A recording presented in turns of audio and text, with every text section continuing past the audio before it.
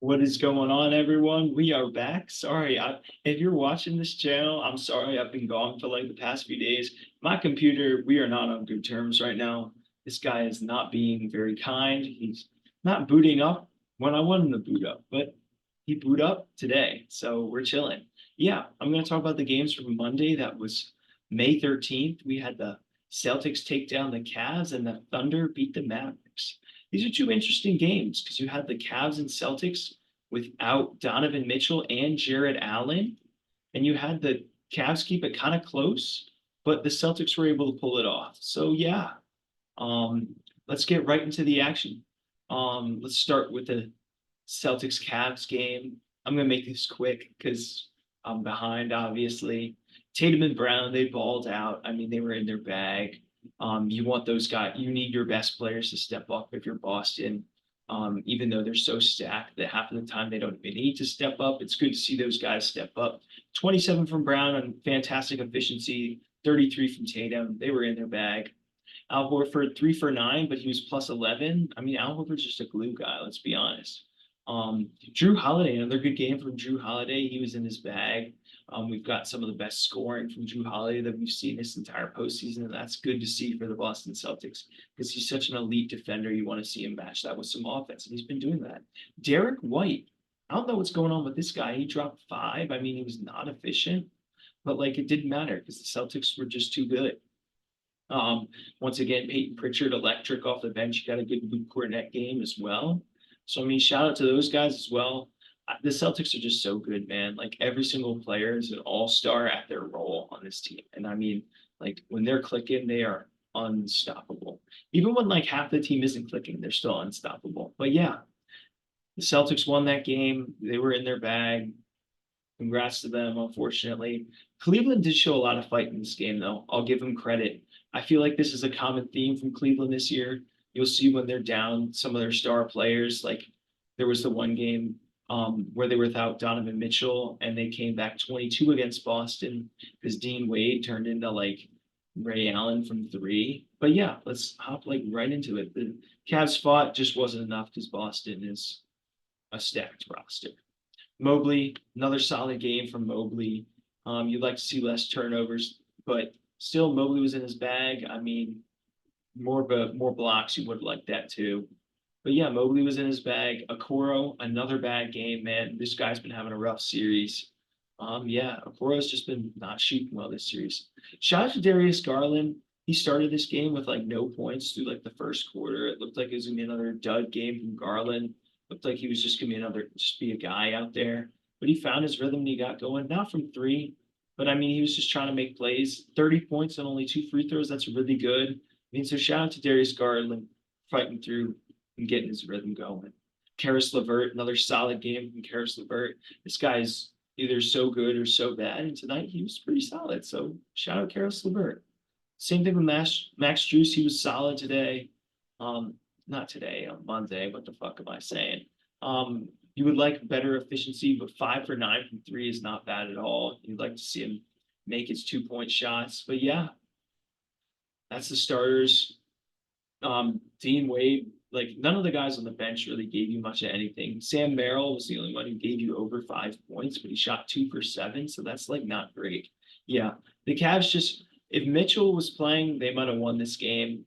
They probably would have won this game, but yeah, I feel like that's the main takeaway. No Mitchell, that really killed it for that really like killed the Cavs' chances tonight. So yeah, let's move on to this game. This game was fire. This game was fantastic. Um, We'll start with the losers this time. PJ Washington is the best player for Dallas, has been the best player for Dallas in this series. I'm going to say it. Like Luka, he tried. I'll give him, he tried. Like he got a triple double, but my God, the dude just could not buy a basket. He was super inefficient once again. I mean, he's been banged up in this series, so he's playing through injury, but like, yeah, PJ Washington's been the best guy in the series. 5 for 11 from 3. Are you serious? 7 for 19. This guy averaged 10 points in the regular season, and he's out here doing this. Derek Jones Jr., he actually had a good game. It was a few games ago. He shot like 1 for 9 or something. The dude was just terrible, but he had a bounce back game.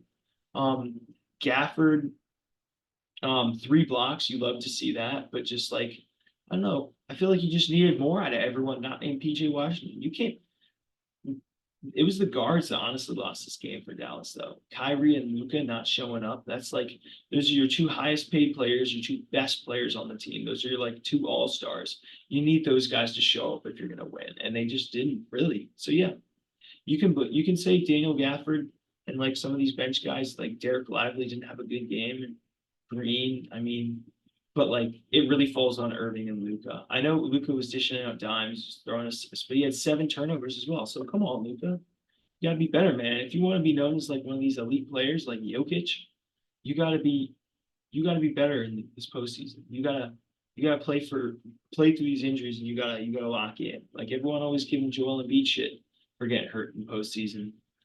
Like, and they don't care that he's hurt. They still clown him for playing like shit. Like Luka, you gotta lock in, dude. You gotta be better. Like, come on now. All right, let's get to the winners here. Chet, efficient.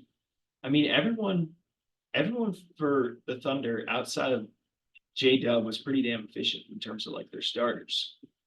Chet was efficient. Shea, I mean, he was putting the game away. He was in his bag. There was the one shot late in the game that rimmed in and out, and I was like, dude, I thought he was gonna hit. I thought the dagger went in. I was like, ooh, this dude's cold blooded. But I mean, he was still in his bag, although he didn't hit the dagger shot. They still got it done. But yeah, Lou Dort, I know he didn't have enough. Oh, Giddy, Dort, and Jake Dub didn't have an efficient game. It was kind of Chet and Shea who kind of carried here. So yeah, shout out to those two. Giddy just sucks, man. I'm gonna say it. Like he's terrible. Like I'm telling you, he's like Thunder Ben Simmons. He was good year one and he hasn't improved at all. Like, come on, Josh Giddy. Allegations aside, this dude is just terrible. Like, come on. Didn't really get much in terms of production off their bench, also, which is kind of surprising since the Thunder have one of the better benches in the NBA. Like Isaiah Joe, not making any threes. He's one of the best 3-point shooters in the NBA. Shout Aaron Wiggins. I mean, this guy keeps contributing now. Like every game, I feel like you get some Aaron Wiggins buckets, and it's like they're kind of big buckets. So shout out Aaron Wiggins, Carson Wallace. I mean, he shot 100%. So shout out Carson Wallace. But yeah, Shea was him this game, and Chet was fantastic. 4 blocks from Chet, that's fantastic. I know we talk about the rookies, Wemby being the best defender. Wemby's definitely the best defender, but my God, give Chet some credit. He is a fantastic rim protector as well. And I feel like he's also a good like perimeter. He's not a bad perimeter defender as well. I mean, could work on it, but not a bad perimeter defender as well. So yeah, those two games. The Thunder Mavericks game was significantly better than the Boston Cleveland game. I always felt like Cleveland was just a little bit behind after half. Like once they got to halftime, it just felt like Cleveland was just trying to get back in the game, and Boston would just kind of open the door, but then like shut it right away. So yeah, let's look forward to tonight. I I think I think Boston's gonna wrap it up in TD Garden. Let me see. I don't know if Donovan Mitchell is in tonight. Let's see. That's a big factor here. Um, yeah, he's gonna miss game 5. Yeah, I think with that, Celtics are not gonna lose in TD Garden, especially if Mitchell's not playing, since Mitchell like carried them when they won in TD Garden when they blew them out. So yeah, I'm thinking Cleveland season ends tonight. Sorry, Cavs fans. Y'all had a better season than last year, but like it's just not meant to be. Like this Boston team's too good. Mavericks Thunder. This one could honestly go any way.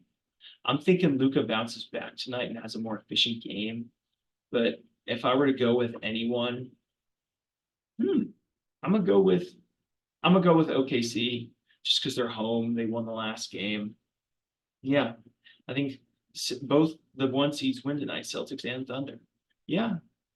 Um, that's all I got. I mean, hope you all enjoyed. Sorry I couldn't get this video out earlier. My computer's just an ass. Like he's just an asshole, man. But yeah, shout out to y'all if you're watching.